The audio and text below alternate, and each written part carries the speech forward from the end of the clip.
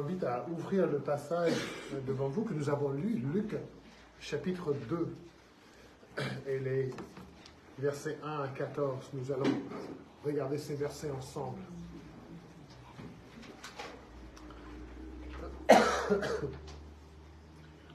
Alors, selon les statistiques que j'ai trouvées sur Internet, je me méfie un petit peu des statistiques qu'on trouve sur Internet, mais 4,3 bébés, intéressant cette idée de 0,3 bébés, mais 4,3 bébés naissent chaque seconde dans le monde. En une minute, faites la multiplication, 260 bébés naissent dans le monde. Depuis le début du culte, à peu près 6500 bébés qui fêteront toujours leur naissance le jour de Noël. Je ne sais pas si c'est une bonne chose ou pas. Mon frère est né le 26, il était toujours content d'avoir 2 jours de fête d'affilée. Et ces bébés naissent dans des situations bien différentes les uns des autres.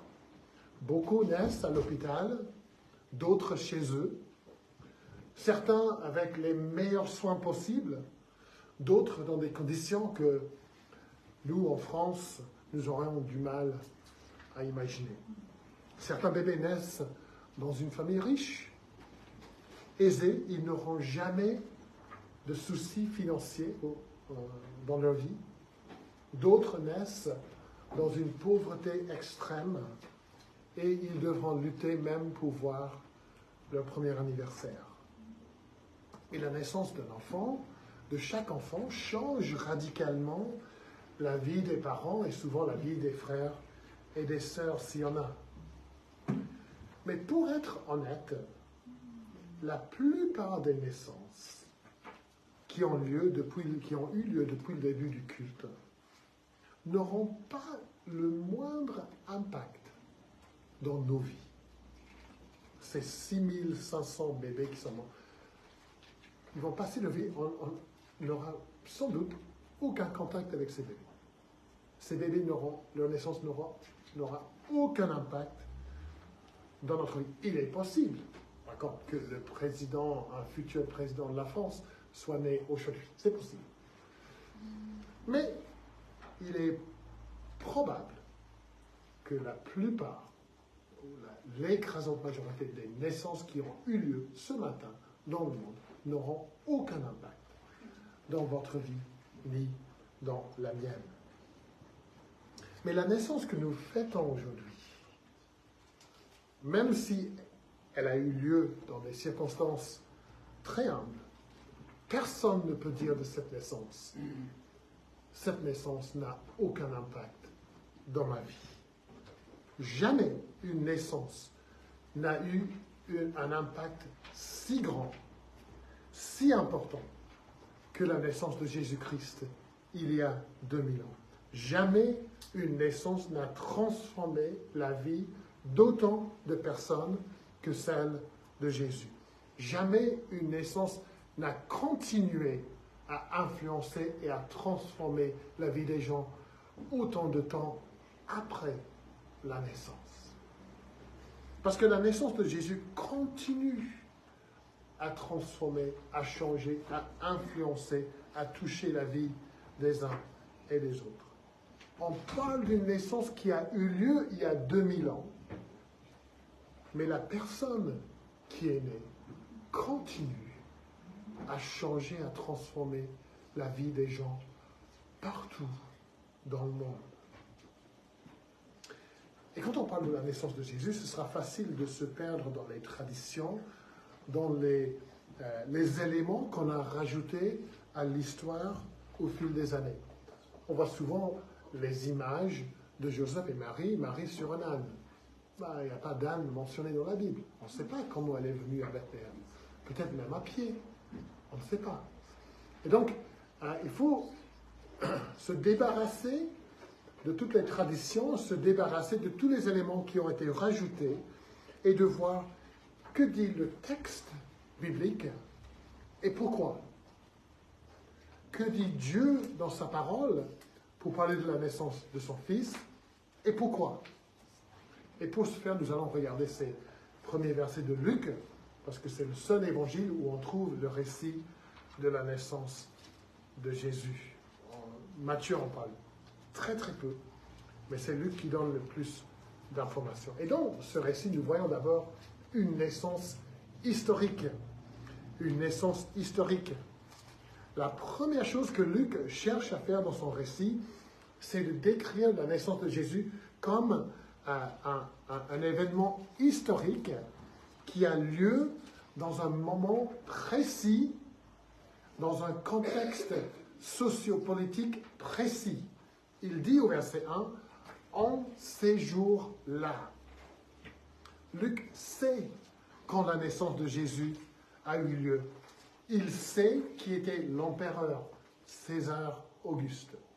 Et pour les enfants, le mois d'août est nommé après César Auguste. En anglais, août, c'est August, après ce nom. Donc, c'est un personnage historique. Il sait, au verset 2, que le gouverneur de Syrie, c'était Quirinius. Et donc, Luc décrit la naissance de Jésus dans un cadre historique précis. C'est comme si je vous parlais de l'année que j'ai passée en France quand j'étais étudiant. Je n'ai pas besoin de vous dire l'année. Je pourrais vous dire l'année, mais je pourrais dire j'ai passé 1 an en France lorsque, pendant le 2e mandat du président Mitterrand, lorsque Jean-Marc Ayrault était maire de Nantes. Ah, ça donne un contexte sociopolitique, ça donne un contexte historique. C'était au moment de Mitterrand et de Jean-Marc Ayrault. Donc vous pourrez regarder, donc c'était à peu près entre ces dates-là. Et c'est ce que Luc essaie de faire ici. Il se donne de la peine pour insister que Jésus soit un personnage historique. Son histoire, c'est une histoire vraie. Il ne raconte pas des bobards.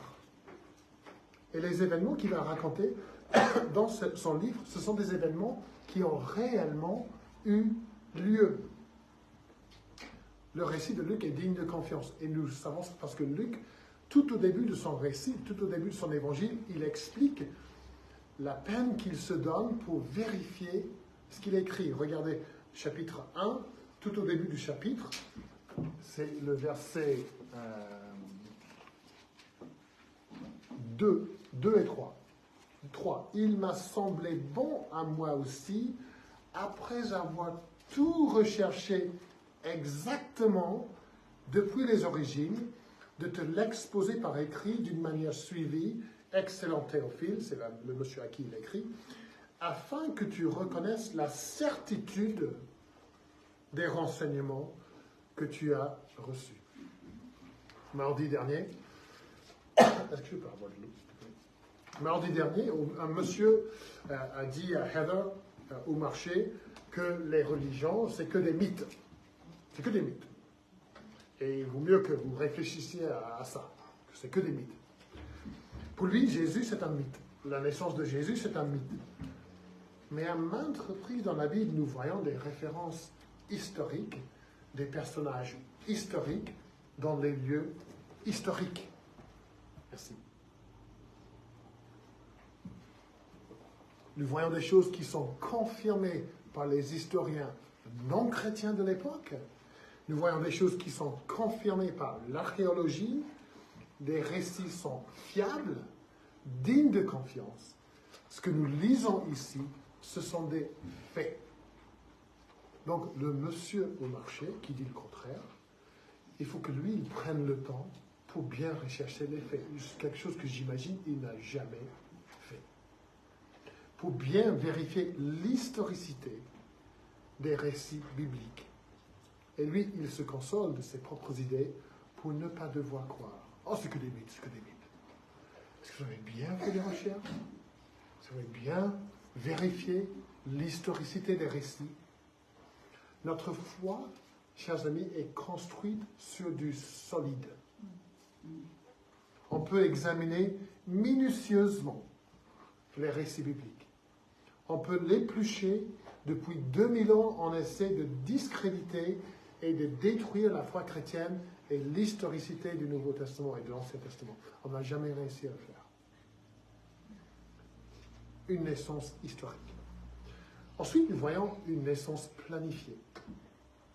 Ce serait facile de lire les versets 1 à 7 et de penser que c'est simplement un coup de chance que Marie accouche à Bethléem et non pas à Nazareth. En fait, c'est un peu inconvénient parce que là, se déplacer quand on est enceinte et accoucher dans une ville qu'on ne connaît pas très bien, on est loin de ses proches, c'est pas très pratique.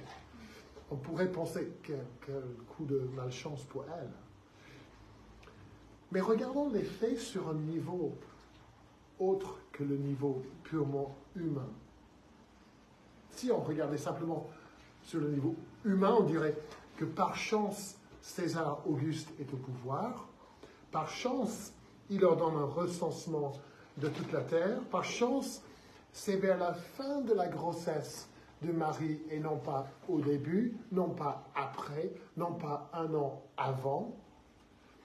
Par chance, il dit que chaque famille doit se rendre à sa ville de famille, sa ville de descendants.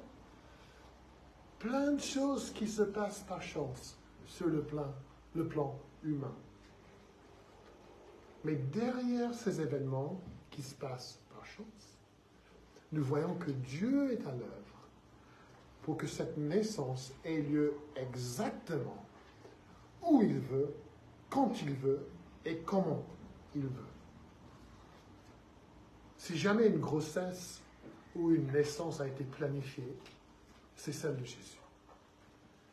Même avant la création du monde, Dieu avait planifié d'envoyer un sauveur, un Messie dans le monde. Au début de l'histoire de l'humanité, on l'a déjà dit ce matin, Dieu a promis, il a annoncé que le sauveur serait envoyé, un descendant de la femme, pour écraser la tête de Satan. Dieu a planifié, il a promis à Abraham qu'un de ses descendants serait une bénédiction pour le monde entier. C'était planifié. Il a dit à David qu'un de ses descendants régnerait éternellement sur son trône. Ça a été planifié des siècles avant. Dans les prophètes, on a déjà vu Ésaïe qui dit « C'est pourquoi le Seigneur vous donnera lui-même un signe. Voici, la jeune fille sera enceinte et elle enfantera un fils. Elle lui donnera le nom Emmanuel, Dieu avec nous. » Et puis Dieu avait même planifié le lieu. Michée 5. Et toi, Bethléem Ephrata, bien que tu sois petite parmi les villes de Juda, de toi, il sortira pour moi celui qui régnera sur Israël. Son origine remonte au temps passé, au jour ancien. Éternel, Fils éternel de Dieu. Et donc, le Sauveur planifié doit être le descendant d'une femme, un descendant d'Abraham, un descendant d'Abrim, de David, la famille de David, né dans la ville de David. Voici ce que Dieu avait annoncé. Voici ce que Dieu avait planifié. Alors, comment faire de sorte qu'une jeune femme qui habite à Nazareth, à 150 km, qu'elle arrive à Bethléem, afin que le Messie soit né dans la ville de David? Elle est fiancée à un descendant de David. Verset 4. Joseph, lui aussi, partit de Nazareth, une ville de Galilée, pour se rendre en Judée à Bethléem, là où était né le roi David. En effet, il était lui-même un descendant de David. César Auguste organise le recensement pour pouvoir récolter des impôts. Dieu l'organise pour que le Seigneur soit né, le Sauveur soit né à Bethléem. Dieu se sert d'un homme qui essaie de construire son propre royaume. Dieu s'en sert pour construire le royaume de son Fils, Jésus-Christ. Dieu dirige souverainement ce couple là où il faut qu'il soit, afin d'accomplir ce que Dieu avait planifié avant la création du monde. Et voici, chers amis, un Dieu en qui nous pouvons mettre notre confiance. Ce qu'il promet, il accomplit. Les projets qu'il planifie, il agit pour réaliser ces projets. Rien ne peut contrecarrer les projets de Dieu. Personne ne peut le frustrer. Dieu a planifié notre salut, même avant la fondation du monde. Et c'est pareil pour tous celles et ceux que Dieu va sauver aujourd'hui, demain, après-demain, dans 1 an, dans 10 ans. Dieu se servira des grands, des puissants de ce monde, ainsi que les pauvres et les démunis, César Auguste, Marie et Joseph, pour accomplir son plan, sa volonté, son dessein. Ça a dû être embêtant pour Joseph et Marie, enceintes, de faire le trajet de 150 km. Elle avait peut-être 14 ou 15 ans. Et Joseph, pas beaucoup plus que ça. Le trajet aurait pris une bonne semaine de marche. J'imagine que César Auguste n'était pas leur personne préférée au bout de la 2e journée de marche, ou même avant. Mais Dieu avait tout planifié.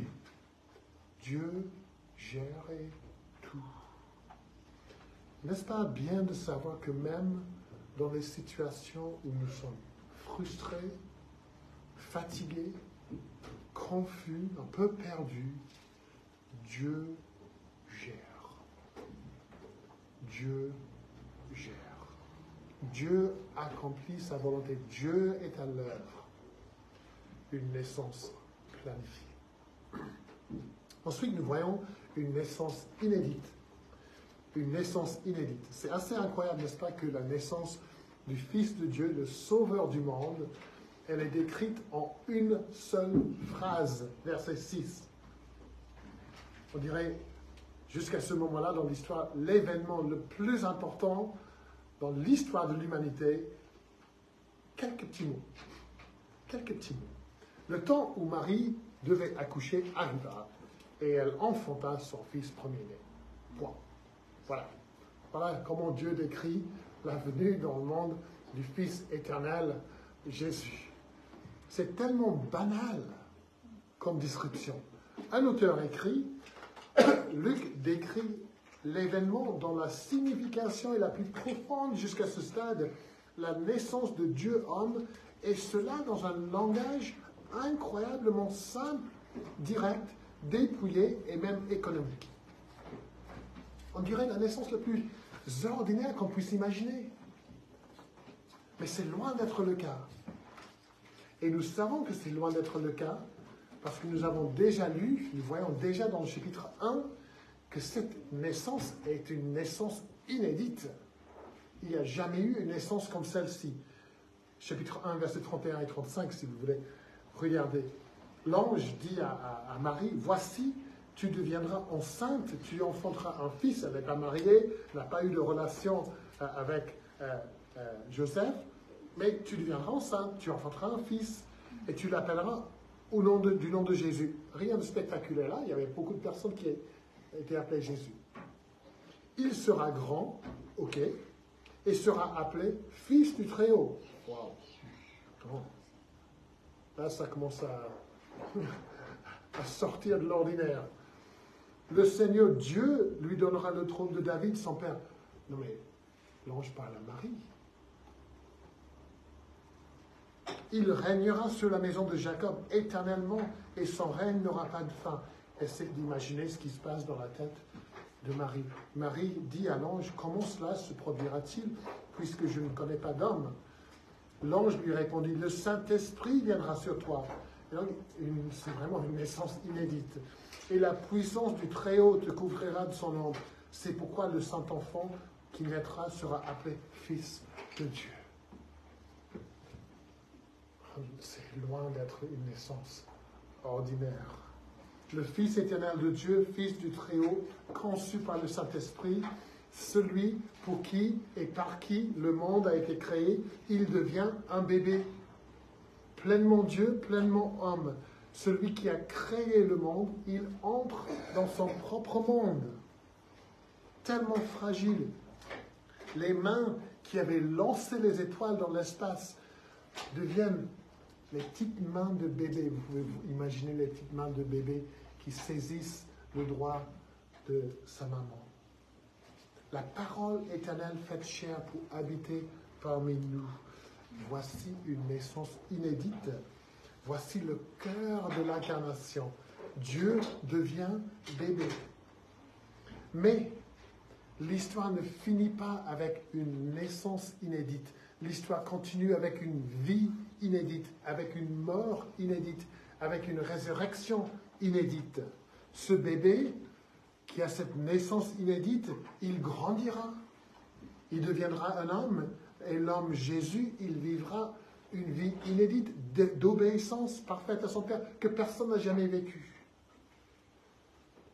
Et ce bébé ira jusqu'à la croix où il prendra sur lui le péché des hommes, une mort inédite. Aucun autre homme ne pourrait le faire.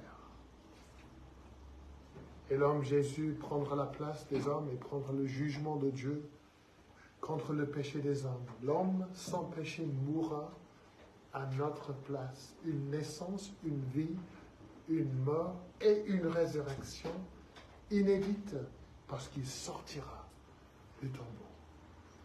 Et donc, chers amis, ne soyons pas trop sentimentaux en regardant le bébé ici à Jérusalem. Il n'est pas resté dans le crèche. Il sera un jour cloué à une croix. Ses petites mains seront un jour clouées à une croix. Le Fils de Dieu naît pour vivre une vie parfaite, pour mourir une mort à notre place. Une naissance inédite. Ensuite, nous voyons, il reste deux choses à voir. Une naissance humble. Une naissance humble. Si on vous demandait, imaginez que vous ne connaissez pas cette histoire, difficile, mais imaginez, si on vous demandait d'écrire une histoire où le créateur de l'univers, le roi des rois, le Fils éternel de Dieu, il doit naître dans le monde. Qu'est-ce que vous choisiriez comme circonstance pour sa naissance? Ah, vous allez dire, oh, je pense qu'une étable, là, avec des animaux. Non, vous ne choisirez jamais ça, si vous ne connaissez pas l'histoire. Pour quelqu'un de si important, quelqu'un devant qui l'univers entier se prosternera, si c'était vous ou moi qui devait décrire cette histoire, je pense qu'on décrirait la naissance dans un palais. Dans un palais dans les meilleures conditions, les plus glorieuses possibles, avec les meilleurs médecins, les sages-femmes, une nacelle en or, en bois, en or, avec des draps de meilleure qualité. Je pense que c'est comme ça. Ce sera annoncé dans tous les médias du monde entier. Mais ce n'est pas du tout ce qui se passe dans la naissance de Jésus. Jésus naît dans les circonstances les plus humbles qu'on puisse imaginer. Verset 7. Elle l'émaillota et le couchait dans une crèche parce qu'il n'y avait pas de place pour eux dans l'hôtellerie. On ne peut pas dire où exactement Jésus est né. La tradition est qu'il est né dans une étable. La Bible n'en parle nulle part. Tout ce qu'on sait, c'est que Joseph et Marie n'ont pas pu trouver de place dans une auberge ou dans un foyer pour voyageurs. Le texte nous laisse croire qu'ils trouvent un lieu pour dormir et pour accoucher entouré d'animaux. C'est un lieu où on mettait des animaux. Et c'est vraiment une naissance humble. Comme dit le chant de Noël, pour un Dieu, quel abaissement. Et le texte dit que Marie émaillote son bébé, comme on aurait fait pour n'importe quel bébé ordinaire. Le roi des rois n'est pas revêtu de robe royale. Il n'est pas placé dans une nacelle confortable avec des draps de soie. Il est placé dans une mangeoire. Il est entouré sans doute d'animaux. C'est une naissance très humble. Alors pourquoi est-il si important que Jésus naisse ainsi? Quelle est la signification d'une telle naissance humble? Ici, Jésus, il naît ainsi pour montrer que sa mission, ce n'était pas de créer un grand royaume terrestre puissant pour dominer sur les Romains, pour les chasser, pour restaurer le royaume de son père David à Jérusalem. Non, captez ce bien, comprenez ce bien. Jésus vient dans l'humilité, dans la souffrance, dans l'obscurité, parce que sa vie entière devait être une vie d'humilité, de souffrance et d'obscurité. Jésus lui-même a dit qu'il est venu non pas pour être servi, mais pour servir, pour donner sa vie comme rançon pour beaucoup. Il quitte la gloire du ciel pour devenir comme nous, afin de mourir pour nous, à la place des pauvres, des misérables, des gens sales.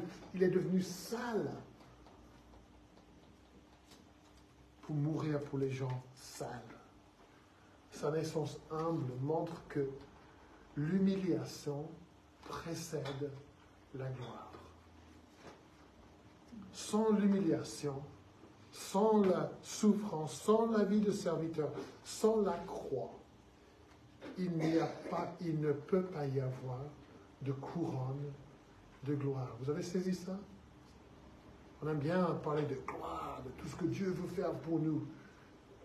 Jésus est venu pour souffrir. Il a vécu une vie humble. Et c'est ce modèle qu'il laisse pour chaque disciple de Jésus. Il y aura la gloire du ciel. Il y aura la gloire en la présence du Christ. Mais pour l'instant, on est appelé à nous humilier pour servir. Nous sommes appelés à une vie où il y aura de la souffrance pour Jésus-Christ. Et nous devons comprendre ça. Jésus appelle ses disciples à souffrir pour lui, comme lui l'a souffert pour eux. Nous sommes appelés à renoncer à nous-mêmes chaque jour, à nous charger chaque jour de notre croix pour suivre le roi qui est né à Bethléem. Et ce matin, le roi, le bébé est né à Bethléem, placé dans une mangeoire. Il nous appelle à nous abaisser pour le suivre. Il nous appelle à servir humblement, à ne pas chercher la gloire pour nous-mêmes, à imiter Jésus en prenant la place du serviteur. Une naissance humble. Une naissance historique, une naissance inédite, une naissance planifiée, une naissance inédite et une naissance humble. Et pour finir, une naissance annoncée. Une naissance annoncée. On entend souvent dire, dans toute l'activité commerciale, que je n'aime pas trop, les fêtes, les repas, les cadeaux qu'on a perdus, on nous dit qu'on a perdu le vrai sens de Noël. Tout le monde dit ça. C'est très à la mode de dire, oui, mais on a perdu le vrai sens de Noël. Alors c'est quoi le vrai sens de Noël? Ah, ben ça, c'est la fête de famille. Non, c'est pas ça le vrai sens de Noël. Très peu, si on pose la question, quel est le vrai sens de Noël? Très peu donneraient la réponse donnée par les anges au verset 11. Et c'est une annonce qui résume le sens de la naissance de Jésus en 6 mots. Verset 11. Et il vous est né un sauveur. Il vous est né un sauveur. Et dans ces 6 mots, 2 sont particulièrement importants. D'abord, le mot sauveur. L'ange dit au verset 10 qu'il a une bonne nouvelle à annoncer. Une nouvelle qui apportera de la joie à tout le peuple, et il n'a pas tort. Mais ce n'est pas la nouvelle que la plupart des Juifs auraient voulu entendre. Ce n'est pas la nouvelle d'un libérateur militaire qui va libérer le peuple juif des Romains. Ce n'est pas la bonne nouvelle d'un homme riche qui va venir avec sa fortune et qui va partager sa fortune avec tous les gens pauvres. Ce n'est pas cette nouvelle. C'est l'annonce de la naissance d'un sauveur. C'est l'annonce de la naissance de quelqu'un qui réglera le plus grand problème de chaque être humain. Le fait qu'on a péché contre un Dieu infiniment saint et juste.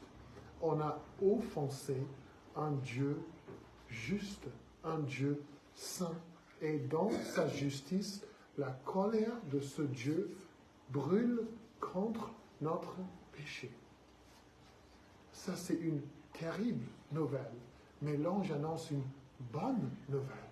Un sauveur qui va nous sauver de ce jugement, qui va nous sauver de cette colère contre notre péché.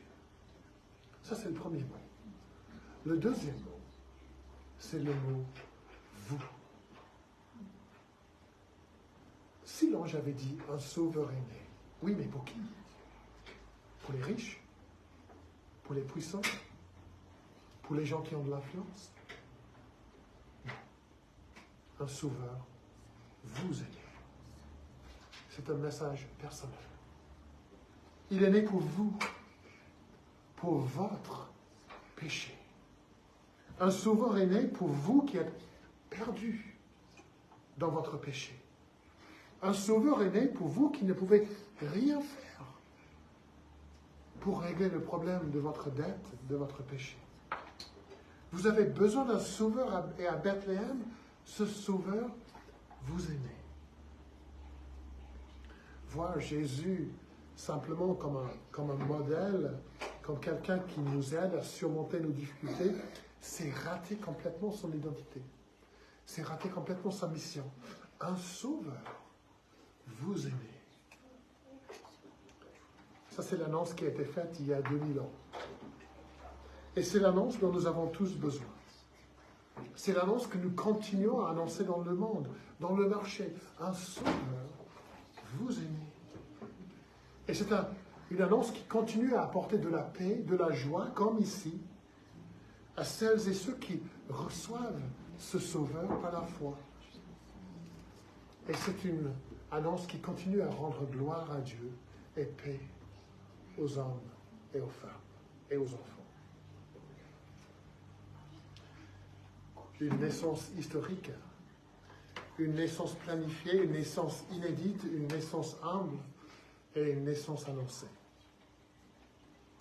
En méditant ce passage et ces vérités, je veux que nous puissions tous dire avec l'apôtre Paul, dans 1 Timothée 1, verset 15, écoutez bien ce qu'il dit. Est-ce que vous pouvez dire ça pour vous-même? Jésus-Christ est venu dans le monde pour sauver des pécheurs. Je suis, moi, le premier d'entre eux. Jésus-Christ est venu dans le monde pour sauver des pécheurs. Ah oui, ça c'est les gens méchants. Non.